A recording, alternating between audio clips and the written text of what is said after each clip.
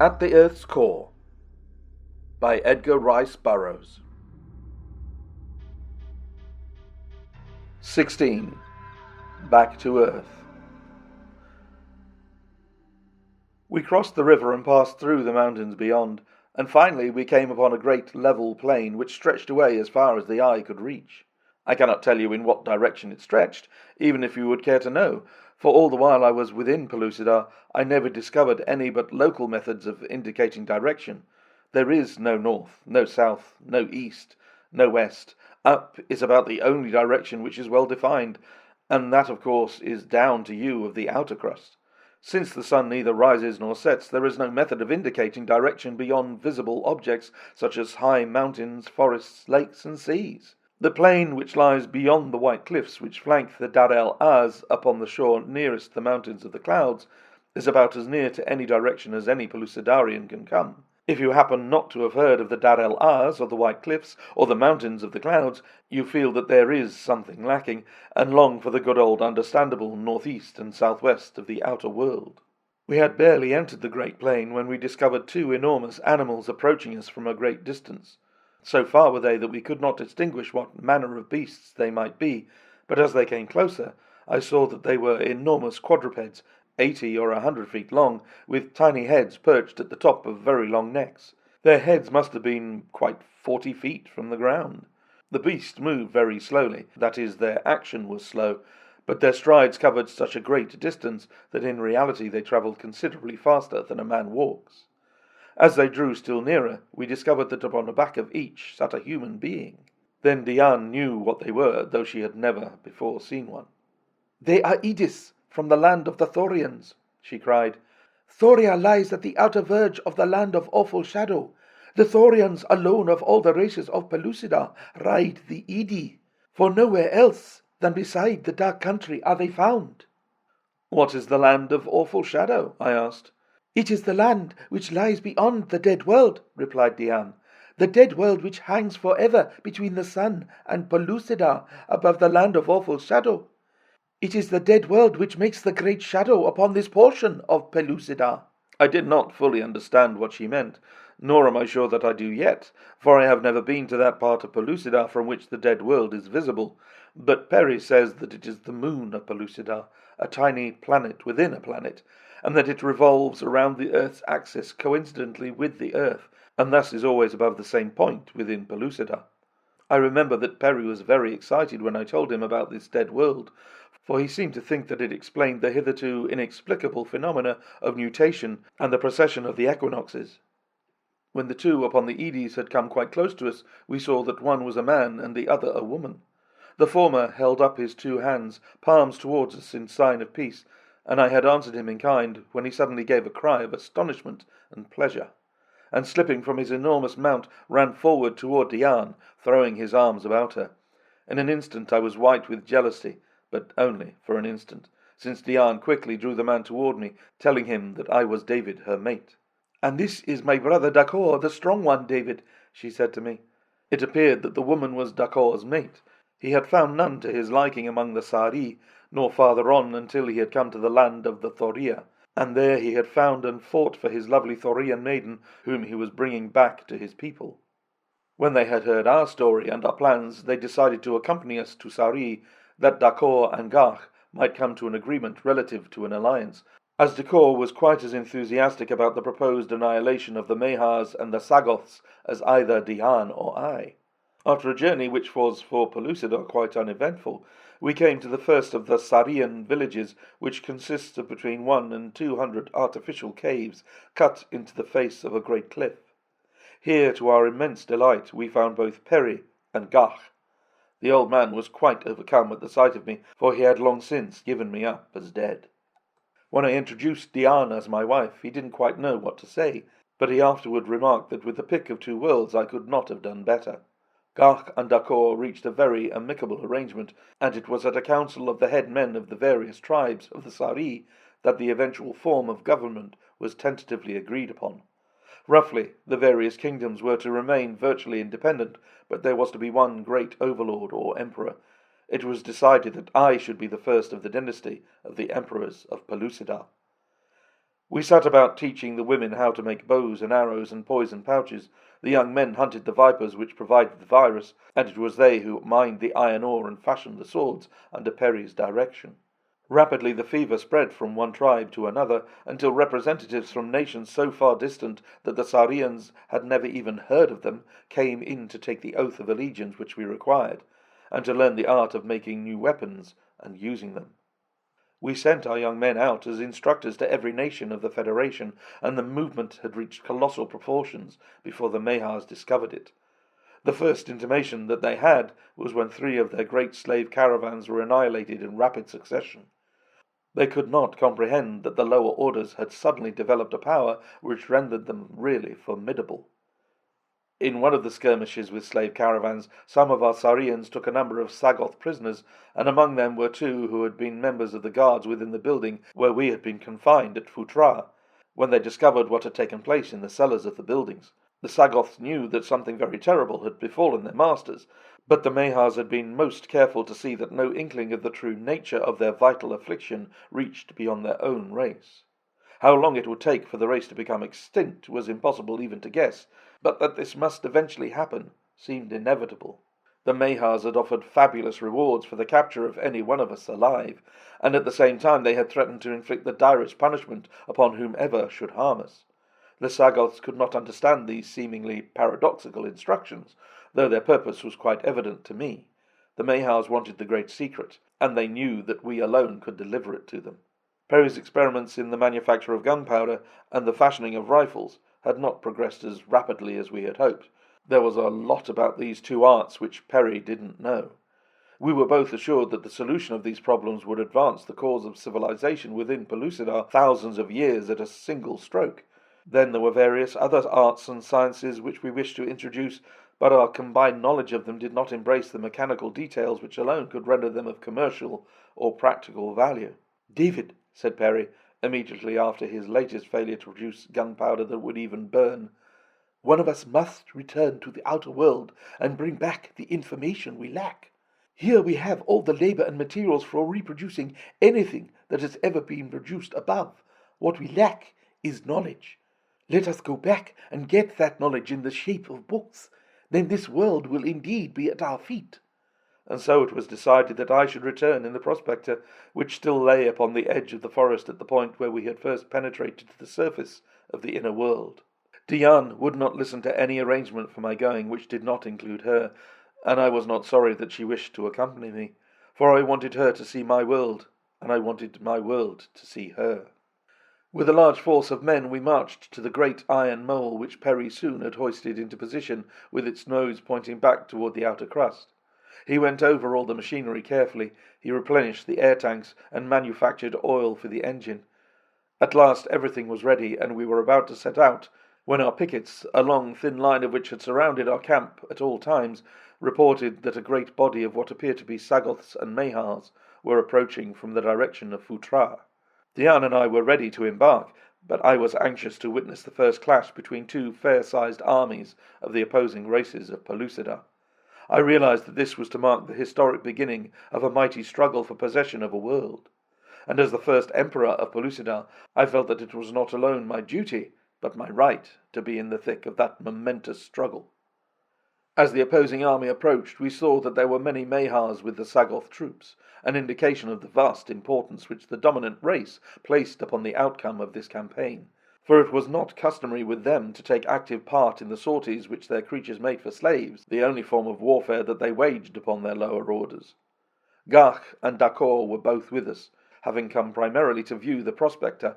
I placed Garch with some of his Sarians on the right of our battle line. D'accord took the left, while I commanded the centre. Behind us I stationed a sufficient reserve under one of Garch's head men. The Sagoths advanced steadily with menacing spears, and I let them come until they were within easy bowshot before I gave the word to fire. At the first volley of poison-tipped arrows, the front ranks of the guerrilla men crumpled to the ground, but those behind charged over the prostrate forms of their comrades in a wild, mad rush to be upon us with their spears. A second volley stopped them for an instant, and then my reserve sprang through the openings in the firing line to engage them with sword and shield. The clumsy spears of the Sagoths were no match for the swords of the Sarian and the Amozite, who turned the spear thrusts aside with their shields and leapt to close quarters with their lighter, handier weapons. Gach took his archers along the enemy's flank, and while the swordsmen engaged them in front, he poured volley after volley into their unprotected left. The Mahars did little real fighting, and were more in the way than otherwise, though occasionally one of them would fasten his powerful jaw upon the arm or leg of a Sarian. The battle did not last for a great while, for when Dakor and I led our men in upon the Sagoths' right with naked swords, they were already so demoralized that they turned and fled before us. We pursued them for some time, taking many prisoners and recovering nearly 100 slaves, among whom was Hujar the Sly One. He told me that he had been captured while on his way to his own land, but that his life had been spared in hope that through him the Mahars would learn the whereabouts of the great secret. Gach and I were inclined to think that the Sly One had been guiding this expedition to the land of Sari, where he thought that the book might be found in Peri's possession, but we had no proof of this, and so he took him in and treated him as one of us, although none liked him, and how he rewarded my generosity you will presently learn. There were a number of Mahars among our prisoners, and so fearful were our own people of them that they would not approach them unless completely covered from the sight of the reptiles by a piece of skin. Even Dian shared the popular superstition regarding the evil effects of exposure to the eyes of the angry Mahars, and though I laughed at her fears, I was willing enough to humour them if it would relieve her apprehension in any degree, and so she sat apart from the prospector near which the Mahars had been chained, while Peri and I again inspected every portion of the mechanism. At last I took my place in the driving seat, and called to one of the men without to fetch Dian. It happened that Hujar stood quite close to the doorway of the prospector, so it was he who, without my knowledge, went to bring her. But how he succeeded in accomplishing the fiendish thing he did, I cannot guess, unless there were others in the plot to aid him. Nor can I believe that, since all my people were loyal to me, and would have made short work of Hujar had he suggested the heartless scheme, even had he the time to acquaint another with it.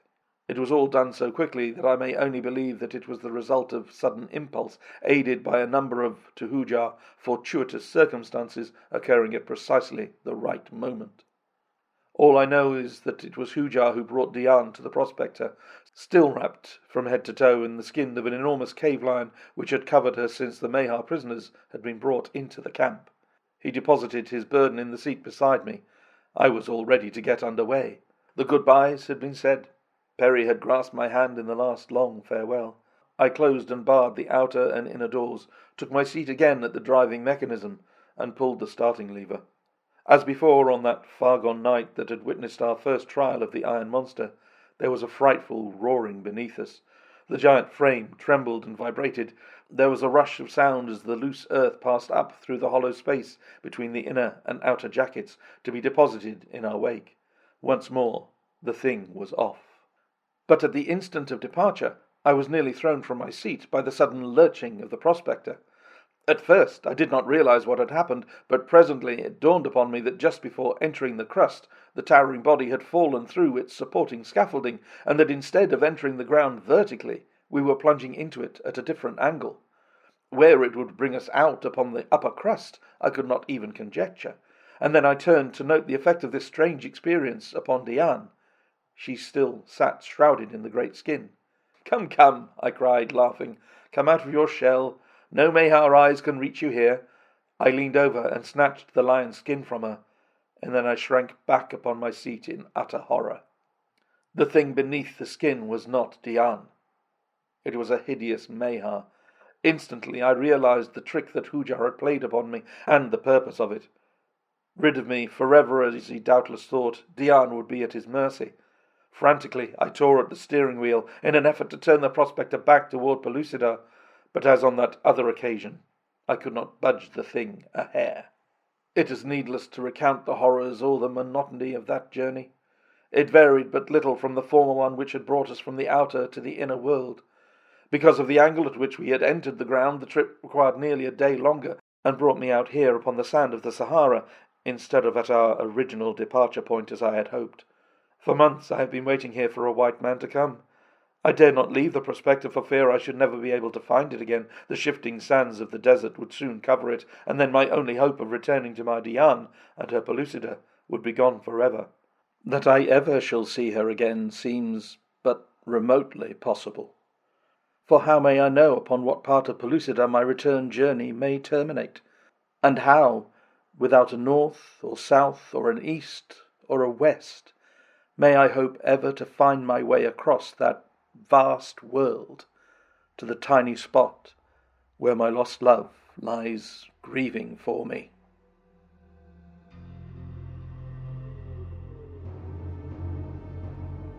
17. Epilogue.